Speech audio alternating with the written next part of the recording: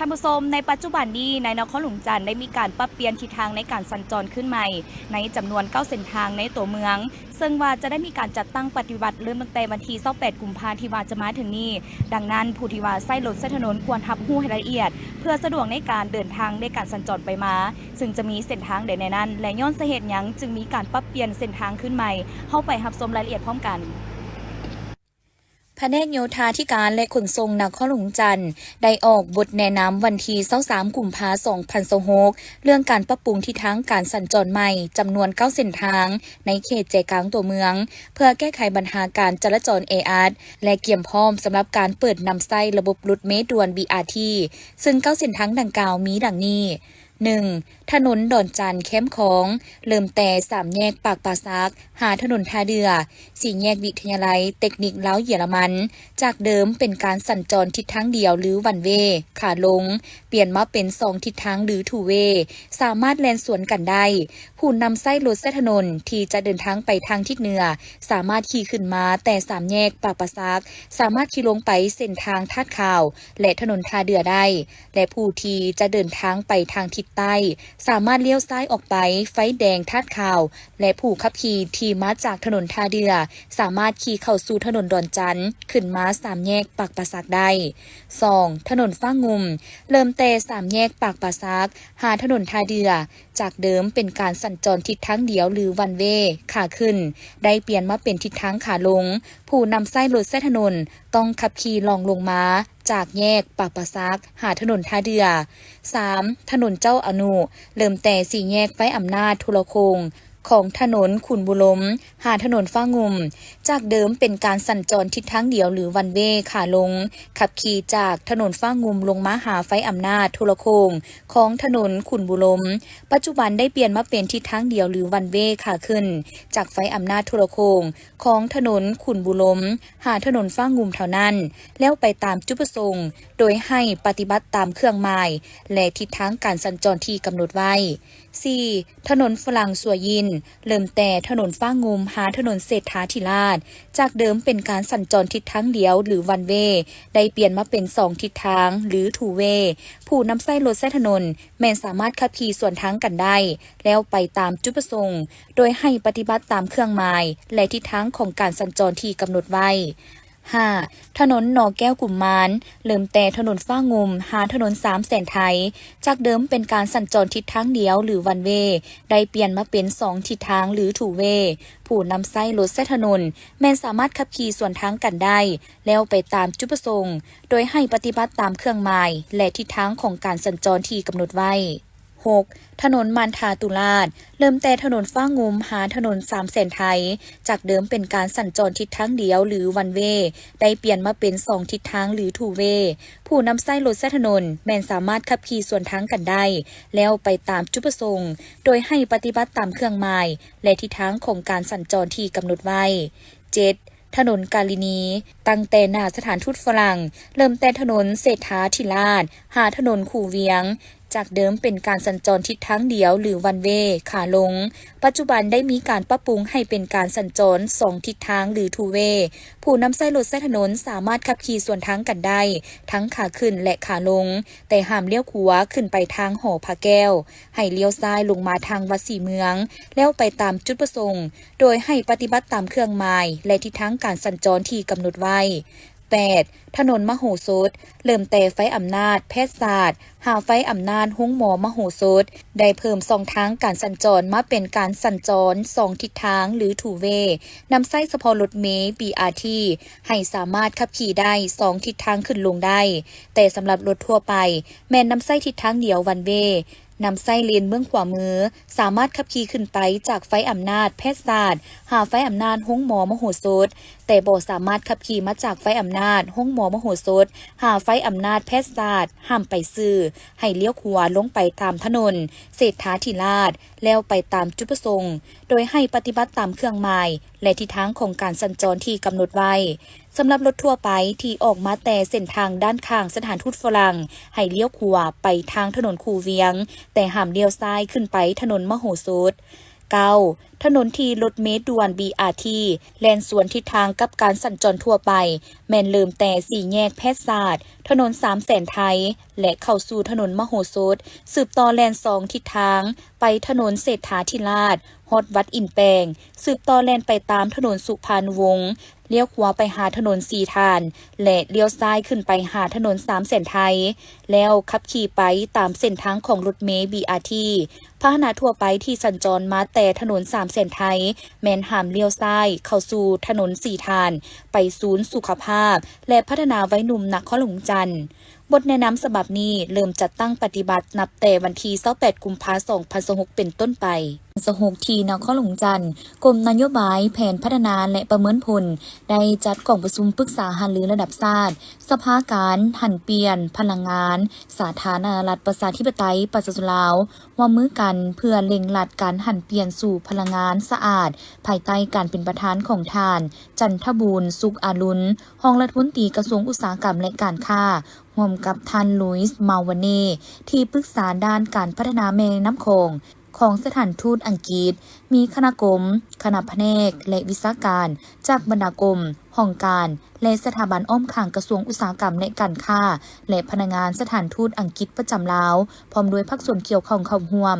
จุดประสงค์ของกองประชุมแม่นเพื่อปรึกษาหารือและกำหนดโอกาสพร้อมทั้งสิ่งท้าทายในการเล็งหลัดการหันเปลี่ยนสู่พลังงานสะอาดของลาวทั้งในระยะสั้นและระยะยาวระหว่างหน่วยงานภาครัฐผู้ร่วมงานภายในและต่างประเทศโดยเน้นใส่4วิกงานในนี้ประเมินสภาพการหันเปลี่ยนพลังงานในปัจจุบันพร้อมทั้งกำหนดสิ่งท้าทายที่สำคัญและบุริมสิทธิ์ในการแก้ไขปัญหาเหล่านั้นกำหนดคงเขตที่คู่ร่วมงานภายในและการสนับสนุนจากคู่ร่วมพัฒนาเช่นกลไกการตอบสนองแบบรีบด่วนของสภาการหันเปลี่ยนพลังงาน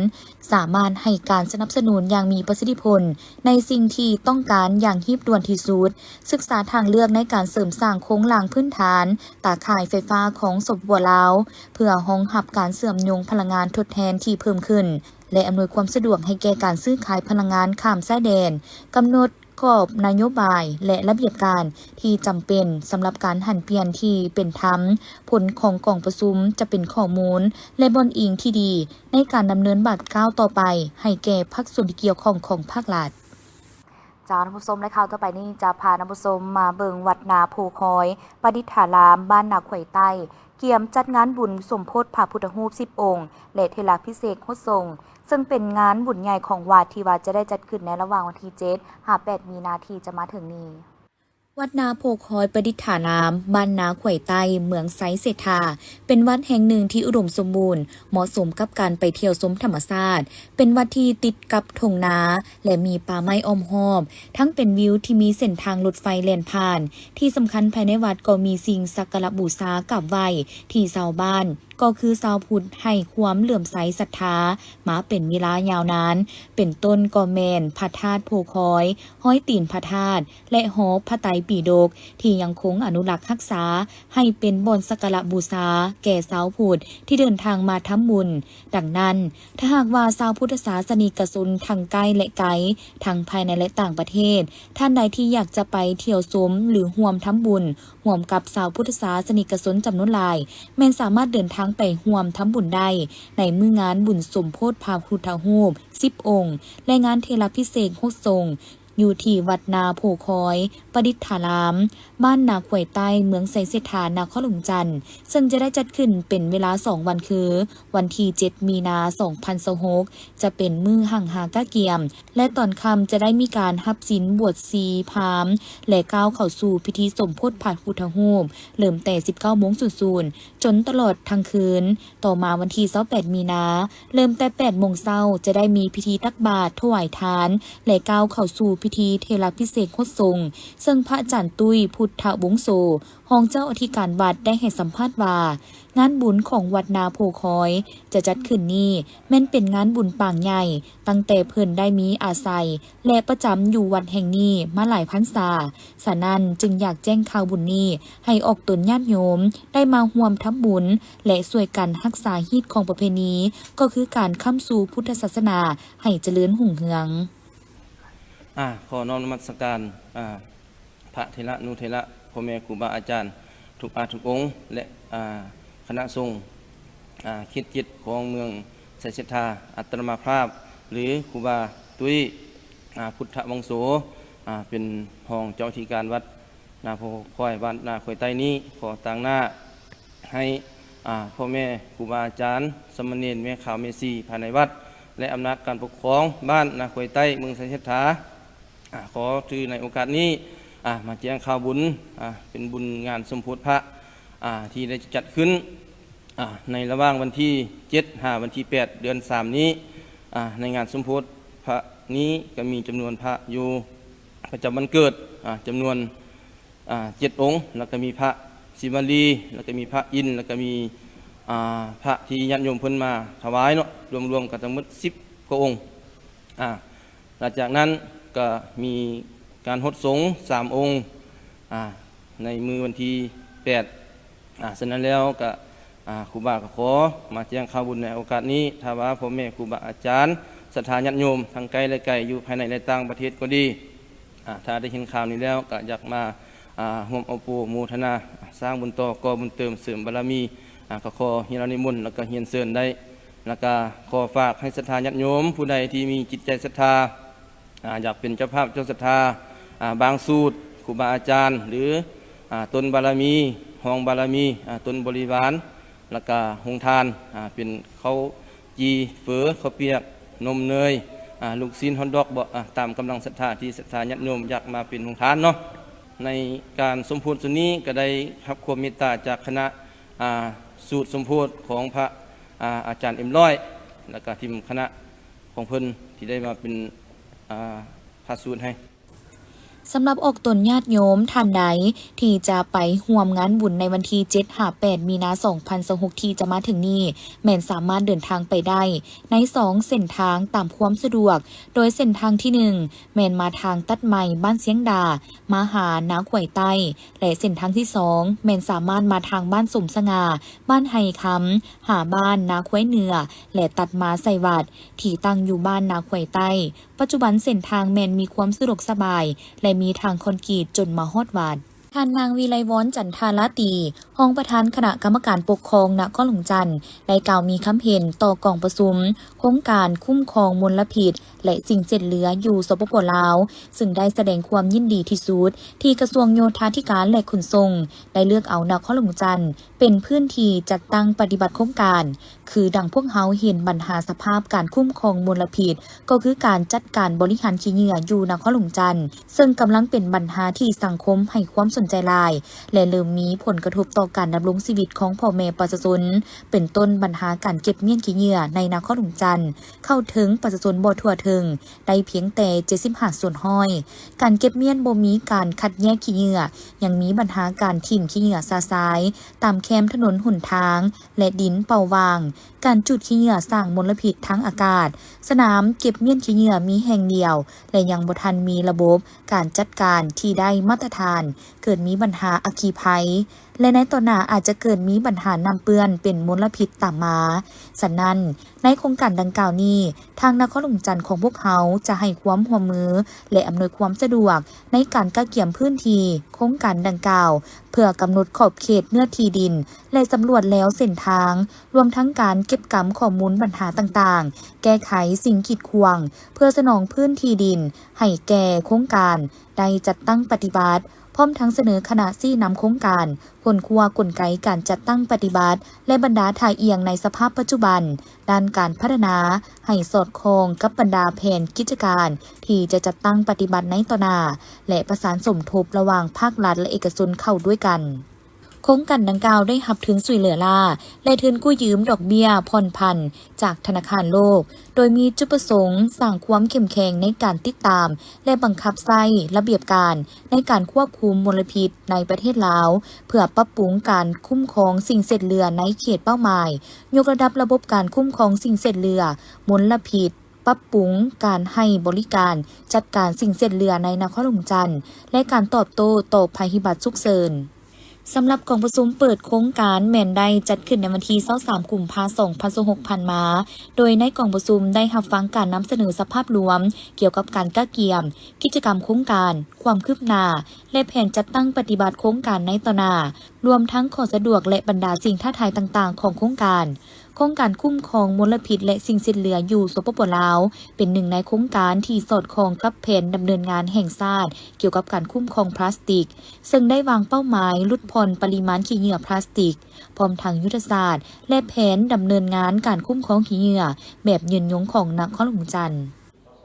กล่องประชุมองค์การปกครองนครหลวงจันทร์ครั้งที่55ได้จัดขึ้นในตอนบ่ายของวันที่25กุมภาพันธ์2026อยู่ห้องว่าการนครหลวงจันทร์โดยการเป็นประธานของทานศิริราชทงศิลป์ทองเพ็งห้องเจ้าของนครหลวงจันทร์มีคณะองค์การปกครองหัวหน้าห้องว่าการหัวหน้าแผนกการประธานคณะกรรมการปกครองเมืองและภาคส่วนที่เกี่ยวข้องเข้าร่วมในกล่องประชุมได้ร่วมกันปรึกษาหารือขนคว้าพิจารณาหลายปัญหาสำคัญเป็นต้นได้รับฟังการรายงานเกี่ยวกับห่างข้อตกลงว่าด้วยการจัดตั้งปฏิบัติแผนพัฒนาเศรษฐกิจสังคม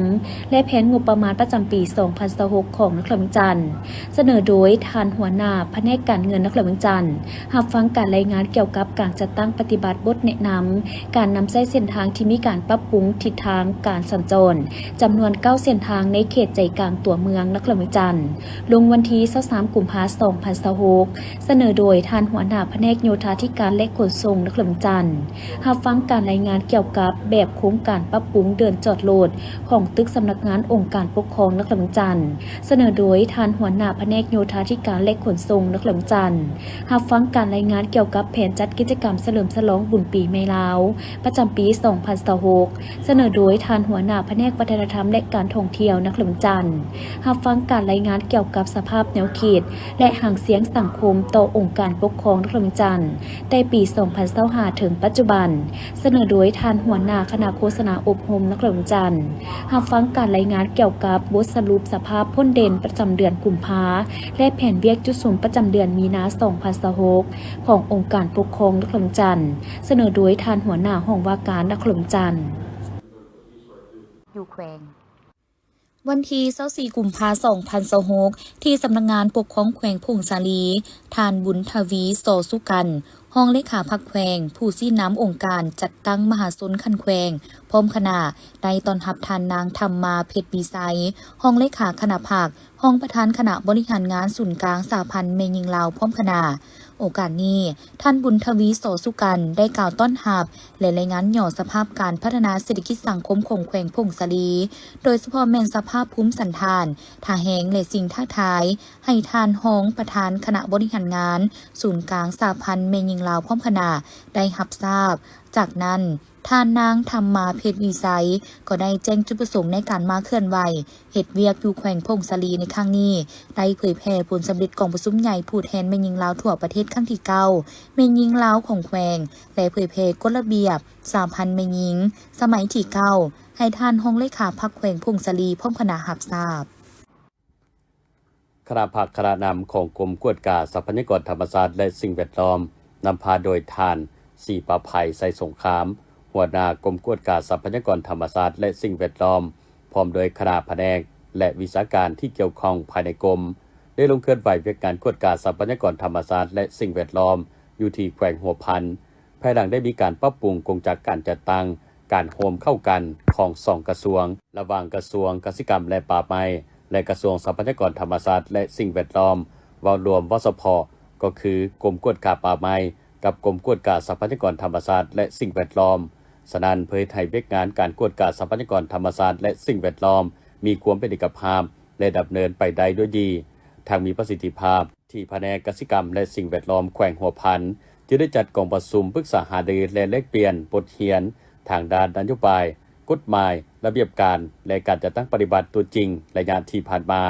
สำหรับเวียกงานกวดกาทรัพยากรธรรมชาติและสิ่งแวดล้อมเป็นต้นการกวดกาป่าไม้เครื่องป่าของดงสัตว์น้ำสัตว์ป่าและเวียกงานการกวดกาสิ่งแวดล้อมแขนงบ่อแห่และสิ่งแวดล้อมทั่วไป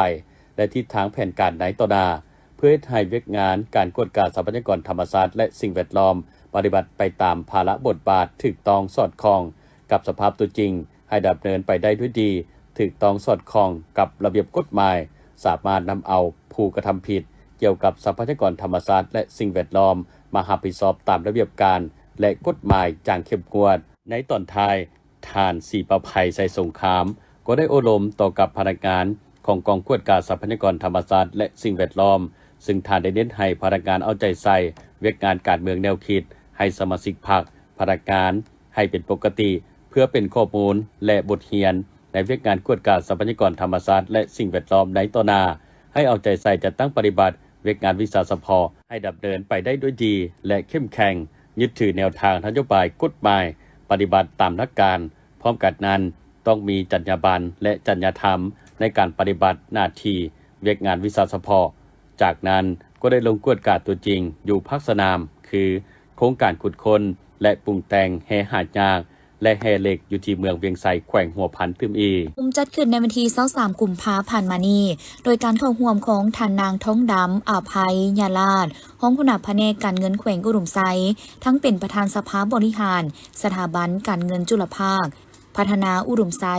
ท่านน้อยคำพันธ์โสประเสริฐห้องหัวหน้าสาขาธนาคารแห่งสปป.ลาวภาคเหนือแขวงอุดมไซและท่านสมจิตดวงมีไซผู้อำนวยการสถาบันการเงินจุลภาคพัฒนาอุดมไซมีบรรดาแขกถึกเซินคณะบริหารงานพร้อมด้วยพนักงานทุกภาคส่วนเข้าร่วมกองประชุมผู้เข้าร่วมได้รับฟังการรายงานผลการจัดตั้งปฏิบัติเวียกงานประจำปี 2025 และทิศทางแผนการปี 2026 จากบรรดาหน่วยงานต่างๆเป็นต้นแมนหน่วยงานบัญชีหน่วยงานคลังเงินหน่วยงานการตลาดและ IT หน่วยงานสินเชื่อสำนักงานใหญ่หน่วยงานบริหารและหน่วยงานกวดกาภายในรับฟังการรายงานจากหน่วยบริการประจำเมืองคือเมืองหุนเมืองงาเมืองน้าหมอเมืองแบงและจุดบริการเมืองแบงกองประชุมยังได้ผ่านข้อตกลงในการประเมินและรับร้องเอานโยบายสินเชื่อปี 2025 พร้อมทางผ่านมติรับร้องเอาผลกำไรและการแบ่งปันผลกำไรประจำปี 2025 พร้อมนี้ก็ได้มีการมอบหมายแผนสินเชื่อและแผนธุรกิจปี 2026 ให้แก่พนักงานทุกภาคส่วนเพื่อนำไปจัดตั้งปฏิบัติให้บรรลุเป้าหมายที่วางไว้เวียกงานการเงินจุลภาคแม้นมีความสำคัญต่อกับการพัฒนาเศรษฐกิจสังคมในระดับภาคฐานในระยะผ่านมาสถาบันการเงินจุลภาคที่รับเงินฝากพัฒนาอุดมไซได้ปฏิบัติพลบทบาทอันสำคัญในการเป็นขั้วโตทางด้านการเงินให้แก่ประชาชนผู้มีรายรับน้อยชาวเกษตรกรและผู้ประกอบการขนาดน้อยให้สามารถเข้าถึงแหล่งทุนที่ถูกต้องตามกฎหมายมีความโปร่งใสและเป็นธรรมสถาบันได้เอาใจใส่เฮ็ดหน้าที่สนองสินเชื่อเพื่อสุขอยู่การพัฒนาภายในแขวงอุดมไซโดยเฉพาะแม่นการปล่อยสินเชื่อเข้าในขงเขตกสิกรรมปลูกฝังเลี้ยงสัตว์และการค้าขายย่อยการบริการดังกล่าวสามารถช่วยแก้ไขความทุกข์ยากและสร้างวิถีงานทำให้แก่ประชาชนแต่ยังเป็นการส่งเสริมการผลิตเป็นสินค้ายกระดับชีวิตการเป็นอยู่ของประชาชนบรรดาเผ่าในแขวงอุดมไซให้ดีขึ้นเป็นก้าวๆประกอบส่วนอันสำคัญเข้าในการสร้างสรรค์พัฒนาแขวงอุดมไซให้มีความเข้มแข็งทางด้านเศรษฐกิจอย่างยืนยงกองประชุมจัดขึ้นในวันที่24กุมภาพันธ์ 2026เป็นประธานโดยพันเอกบุญทงศรีดาวงศ์หัวหน้ากองบัญชาการป้องกันศูนย์กลางมีคณะภาคคณะกองบัญชาการห้องกองพันโรงเรียนพร้อมด้วยนายและพลตำรวจเข้าร่วมพันเอกสุริเดชกองทวีไซ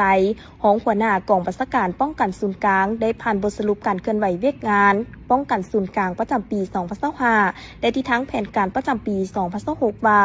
ระยะ1 ปีผ่านมาคณะภาคคณะกองบัญชาการป้องกันศูนย์กลางได้สุ่มใส่นำพาซี่นำเวียกงานศึกษาอบรมการเมืองแนวคิดให้แก่นายและพลตำรวจอย่างเป็นปกติและต่อเนื่องโดยถือเอาการเสื่อมซึมมติคำสั่งและแนวทางนโยบายของภาครัฐเพื่อสร้างความรับรู้เข้าใจอย่างถูกต้องตีต้านทุกปรากฏการณ์หย่อโทใน1 ปีผ่านมาได้จัดตั้งเสื่อมซึมเอกสารสำคัญต่างๆจำนวน6 ครั้งมีผู้เข้าร่วมทั้งหมด687สหายหญิง122สหายผ่านการศึกษาอบรมตัวจริงเห็นว่าพนักงานนายและพลตำรวจมีความอุ่นเอียนทุนเทียงมีความจงรักภักดีต่อภาครัฐและพร้อมกันเฮ็ดสำเร็จหน้าที่การเมืองแสดงออกในการจัดตั้งปฏิบัติเวียกงานวิสาสะเพาะก็คือเวียกงานห้องเสนาธิการได้เป็นเสนาธิการให้แก่คณะกองบัญชาการในการวางแผนป้องกันผู้นำภาครัฐแขกต่างประเทศและกองประชุมระดับชาติสากลอย่างรอบด้าน พ้นเด่นแม่นการจัดกำลังป้องกันการนำขั้นสูงเคลื่อนไหวอยู่ศูนย์กลางและท้องถิ่น36 ครั้งป้องกันกองประชุมสำคัญ86 ครั้งและป้องกันแขกต่างประเทศ21 ครั้งสำหรับเวียกงานกองพัน120 121และ122ก็ได้ปฏิบัติหน้าที่ป้องกันเวรยามตามจุดที่ตั้งป้องกันงานบุญประเพณีและงานมหกรรมกีฬาต่างๆด้วยความรับผิดชอบสูงสามารถรับประกันความสงบและความปลอดภัยได้ห้อยส่วนห้อยสำหรับทิศทางแผนการจุดสุ่มในปี2026เพิ่มทวีเวียกงานศึกษาอบรมการเมืองแนวคิดติดพันกับการก่อสร้างในพรรคปลอดใสเข้มแข็งหนักแน่นเหตุให้การนำพาของพรรคแต่ละขั้นสามารถตอบสนองได้ในการพัฒนาสมาชิกพรรคในเงื่อนไขสภาพแวดล้อมใหม่รับประกันการป้องกันทานผู้นำภาครัฐเขตขั้นสูงของต่างประเทศสำนักงานองค์การกองประชุมระดับชาติสากลและงานพิธีสำคัญของชาติให้มีความสงบปลอดภัยห้อยส่วนห้อยปรับปรุงและยกสูงบทบาทการนำพาของพรรคแบบแผนวิธีนำพาวิธีเฮ็ดเวียกของคณะพรรคคณะบรรษาแต่ละคันความเป็นแบบอย่างน้ำหน้าเพื่อเฮ็ดให้กงจากการจัดตั้งมีความเข้มแข็งและรับประกันให้มีพนักงานนำพาบรรษาหลักแรงที่นุ่มแน่นเพื่อสืบทอดเปลี่ยนแทนในอนาคตพร้อมทั้งยกสูงเวียกงานพลาธิการเทคนิคเพื่อรับประกันให้แก่การปฏิบัติหน้าที่วิชาเฉพาะให้มีความทันสมัยและก้าวหน้าขึ้นเรื่อยๆจัดขึ้นในท้ายอาทิตย์ผ่านมาที่ศาลประชาชนนครหลวงจันทร์โดยการเป็นประธานของทานบุญขวางทวีศักดิ์ห้องประธานศาลประชาชนสูงสุดมีบรรดาประธานห้องประธานศาลตลอดฮอดพนักงานราชการอ้อมข้างศาลประชาชนเข้าร่วมทานไซหยัดจิตคำพันเพ็งห้องหัวหน้ากลุ่มจัดตั้งพนักงานศาลประชาชนสูงสุดได้ผ่านข้อตกลงของประธานศาลประชาชนสูงสุดว่าด้วยการแต่งตั้งประธานศาลประชาชนเขต3นครหลวงจันทร์ฉบับเลขที่221/สปสสลงวันที่16 กุมภาพันธ์ 2026ในนามแต่งตั้งทานดาวเพชรวงศ์ดาวันผู้พิพากษาชั้น3ห้องหัวหน้ากรมคุ้มครองวิชาการและสถิติศาลศาลประชาชนสูงสุดเป็นประธานศาลประชาชนเขต3นครหลวงจันทร์ในโอกาสเดียวกันทานบุญขวางทวีศักดิ์ได้ให้เกียรติมอบข้อตกลงให้แก่ผู้ที่ได้รับการแต่งตั้งใหม่และมีคำเห็นโอ้ล้มต่อพิธีโดยทานได้เน้นให้ผู้ได้รับการแต่งตั้งใหม่ต้องยกสูงบทบาทการนำพาของพรรคเข้าในการพิจารณาตัดสินคดีนำใช้สิทธิอำนาจตามการแต่งตั้งให้มีคุณค่าและเกิดประโยชน์สูงสุดต่อสังคมสร้างแบบแผนนำพาวิธีเฮ็ดเวียกเพิ่มทวีความสามัคคีเป็นปึกแผ่นทางภายในและภายนอกเอาใจใส่ฝึกฝนหล่อหลอมตนเองให้มีความรู้ความสามารถเพื่อสร้างความกล้าหาญทางด้านวิชาชีพวิชาการเอาใจใส่ปฏิบัติหน้าที่วิชาเฉพาะโดยรับประกันความว่องไวและได้คุณภาพพร้อมทั้งสุ่มใส่ทิศทางที่กองประชุมใหญ่ผู้พิพากษาครั้งที่12ได้กำหนดไว้คือการตัดสินว่องไวผ่านกลไกดำเนินคดีต่อเนื่องการตัดสินถูกต้องและภาวะวิสัยผ่านกลไกโต้แย้งโต้เถียงรับประกันความศักดิ์สิทธิ์ของกฎหมายและสิ้นสุดตามขบวนยุติธรรมพร้อมกันนั้นท่านยังได้เน้นให้พนักงานราชการของศาลประชาชนเขต3นครหลวงจันทร์ก็คือพนักงานศาลประชาชนทั้งหมดที่เข้าร่วมในพิธีครั้งนี้จงเพิ่มทวีเอาใจใส่นำใช้ทุกวิธีทางเพื่อให้กฎหมายถูกเผยแพร่สู่สังคมเอาใจใส่ปฏิบัติขอดบริการประชาชนและเวียกงานกวดกาดังคำขวัญในกล่องประชุมสรุปเวียกงานประจำปี2025ที่ผ่านมาว่าวันที่23 กุมภาพันธ์ 2026ท่านไซสนาโคตรภูธรเลขาพรรคแขวงขมวนได้ต้อนรับท่านลาวเป่าทรงณบงไซห้องหัวหน้าคณะโฆษณาอุปภศูนย์กลางพรรคพร้อมคณะที่มาเคลื่อนไหวเยี่ยมยามและเฮ็ดเวียกอยู่แขวงขมวนโดยมีหัวหน้าคณะโฆษณาอุปภแขวงและหัวหน้าห้องว่าการแขวงเข้าร่วมท่านไซสนาโคตรภูธรได้แสดงความต้อนรับอันอบอุ่นต่อการเข้าพบปะของคณะในครั้งนี้โอกาสดังกล่าวท่านห้องหัวหน้าคณะโฆษณาอุปภศูนย์กลางพรรคก็ได้แจ้งจุดประสงค์การมาเฮ็ดเวียกให้ท่านเลขาพรรคแขวงรับรู้เพื่อติดตามสุขยูบรรดาหน้าเวียกงานที่ติดพันกับขงเขตแขนงการของคณะโฆษณาอุปภพร้อมทั้งถือโอกาสนี้แสดงความปิติยินดีต่อการมารับหน้าที่ดำรงตำแหน่งเป็นเลขาคณะบริหารงานพรรคแขวงขมวนของท่านไซสนาโคตรภูธรนอกนั้นยังได้แลกเปลี่ยนความคิดความเห็นร่วมกันในหลายปัญหาเพื่อเป็นทิศทางสุขยูส่งเสริมและพัฒนาเวียกงานของคณะโฆษณาอุปภอยู่ขันท้องถิ่นให้นับมือได้รับการพัฒนาอย่างต่อเนื่องจะรับผู้ชมต่อจากเวียกงานทางแขวงขมวนและข่าวนี้จะพารับผู้ชมมาติดตามกลุ่มโฆษณาเผยแพร่กฎหมายกระทรวงยุติธรรมเปิดกล่องประชุมผ่านเนื้อในปึ้มถามตอบเกี่ยวกับแขนงยุติธรรม กองประชุมจัดขึ้นในวันที่23กุมภาพันธ์2026ที่เมืองแก้วอุดมแขวงเวียงจันทน์โดยการเป็นประธานของทานคำพันธ์บุญภาคมรองรัฐมนตรีกระทรวงยุติธรรมทานนางศรีสุดาโสภาวันดีหัวหน้ากรมโฆษณาเผยแพร่กฎหมายทานณรงค์ฤทธิ์นรสิงห์หัวหน้ากรมคุ้มครองและส่งเสริมเวียกงานยุติธรรมมีบรรดาห้องหัวหน้ากรมห้องศูนย์แก้ไขข้อขัดแย้งทางด้านเศรษฐกิจบรรดาหัวหน้าแผนกของหัวหน้าแผนกพนักงานรับผิดชอบอ้อมข้างกระทรวงเข้าร่วมจุดประสงค์ก็เพื่อปรึกษาหารือและประกอบคำเห็นใส่หางเนื้อในปื้มถามตอบเกี่ยวกับแขนงยุติธรรมให้มีความอุดมสมบูรณ์ครบถ้วนเหตุให้ประชาชนมีความสนใจอยากอ่านและสามารถเข้าใจได้ง่ายเนื้อใส่เหตุให้การโฆษณาเผยแพร่กฎหมายได้ถือขับหู้อย่างกว้างขวางและทั่วถึงพร้อมนั้นบรรดาผู้เข้าร่วมก็ได้ประกอบคำเห็นอย่างกงไปกงมาใส่เนื้อในที่ประกอบเข้าในปื้มถามตอบเกี่ยวกับกฎหมายของแขนงยุติธรรมโดยเฉพาะความรู้พื้นฐานเกี่ยวกับรัฐธรรมนูญความรู้เกี่ยวกับประมวลกฎหมายแพ่งความรู้เกี่ยวกับประมวลกฎหมายอาญาความรู้เกี่ยวกับทะเบียนศาลความรู้เกี่ยวกับการแก้ไขข้อขัดแย้งทางด้านเศรษฐกิจความรู้เกี่ยวกับการปฏิบัติคำตัดสินของศาลความรู้เกี่ยวกับการปกป้องสิทธิและผลประโยชน์ของเด็กความรู้เกี่ยวกับทนายความรู้เกี่ยวกับการสร้างนิติกรรมเพื่อให้มีความสมบูรณ์ครบถ้วนสามารถเป็นเครื่องมือหับไส้เข้าในเวียกงานดังกล่าวในการโฆษณาเผยแพร่กฎหมายให้ทั่วถึงพร้อมทางมีประสิทธิภาพและประสิทธิผลสูงขึ้นพิธีดังกล่าวได้จัดขึ้นที่ห้องประชุมใหญ่โดยการเข้าร่วมของท่านจันทวีวรรณภาผลห้องหัวหน้าแผนกศึกษาธิการและกีฬาแขวงไชยบุรีมีหัวหน้าห้องหัวหน้าแขนงผู้อำนวยการโรงเรียนศูนย์พร้อมด้วยครูอาจารย์ในแผนกเข้าร่วมท่านจันทวีวรรณภาผลได้เผยแพร่วันต้านการสอลาดบังหลวงสากลครบรอบ22ปี9ธันวาคม2003หา9ธันวาคม2025ว่าการสอลาดบังหลวงเป็นอาชญากรรมหนึ่งที่เกิดขึ้นในกงจากการจัดตั้งของรัฐเอกชนและสังคมเป็นภัยอันตรายที่ส่งผลกระทบสร้างความเสียหายและกดน่วงทวงดึงอย่างให้แหงต่อการพัฒนาเศรษฐกิจสังคมของประเทศต่างๆบ่ว่าจะแม่นประเทศน้อยหรือใหญ่ประเทศทุกหรือห่างมีก็ล้วนแต่มีผลกระทบการสอลาดบังหลวงยังเป็นภัยข่มขู่และบั่นทอนต่อเสถียรภาพทางการเมืองประสิทธิภาพในการเคลื่อนไหวความเสื่อมั่นของสังคมต่อองค์การอำนาจรัฐก็คือการจัดตั้งทุกขั้นของรัฐพาให้เกิดมีความบ่สงบความบ่เสมอภาพและความบ่ยุติธรรมในสังคม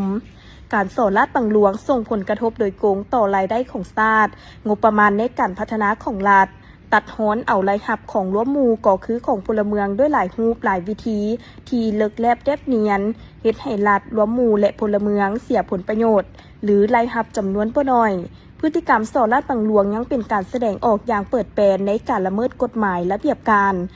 ขาดคุณธรรมขาดจรรยาบรรณจริยธรรม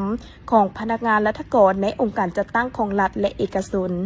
ก่อให้เกิดมีกลุ่มก้อนพรรคพวกครอบครัวจุ่มเจือญาติพี่น้องห่วมผลประโยชน์นำไปถึงความบ่เป็นเอกภาพเกิดมีข้อขัดแย้งความแตกแยกซึ่งพฤติกรรมของการสอลาดบังหลวงได้แสดงออกด้วยหลายรูปแบบสลับซับซ้อนมีลักษณะซับซ้อนมีอยู่ในบุคคลกลุ่มคนและกว้างออกสู่การจัดตั้งเจ้าหน้าที่รัฐเอกชนและผู้ประกอบการสอลาดบังหลวงประจำปี2025ภายใต้คำขวัญห่วมแหงห่วมใจกับไว้การฝึกอบรมเอกสารทางการส่งครั้งที่1สมัยที่9ขององค์การพุทธศาสนาสัมพันธ์ลาวแขวงสารวันได้สำเร็จลงภายหลังดำเนินเป็นเวลา2วันเต็มอยู่ที่ห้องประชุมองค์การพุทธศาสนาสัมพันธ์ลาวแขวงสารวันโดยการเข้าร่วมเป็นประธานของพระอาจารย์ปริญญาเอกศรีประเสริฐไสยปัญญากรรมการศูนย์กลางองค์การพุทธศาสนาสัมพันธ์ลาวประธานองค์การพุทธศาสนาสัมพันธ์ลาวแขวงสารวันเข้าร่วมมีคณะประจำองค์การพุทธศาสนาสัมพันธ์ลาวแขวงประธานองค์การพุทธศาสนาสัมพันธ์เมืองและมีพาเถระจากโครงการองค์การพุทธศาสนาสัมพันธ์ลาวแต่ละเมืองภายในแขวงสารวันและแขวงเสกองเข้าร่วมทั้งหมด54องค์